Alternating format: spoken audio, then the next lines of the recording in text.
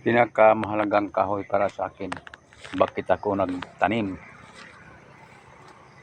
Itong mandidi kakao. Ito buhay na ang tanim kong mandidi kakao. Puntahan pa natin yung iba. Kung meron ng dahon. Ginawa kong bakod dahil ito ang pinakamagandang pangpusti ng bakod. Lalo na dito sa sakahan.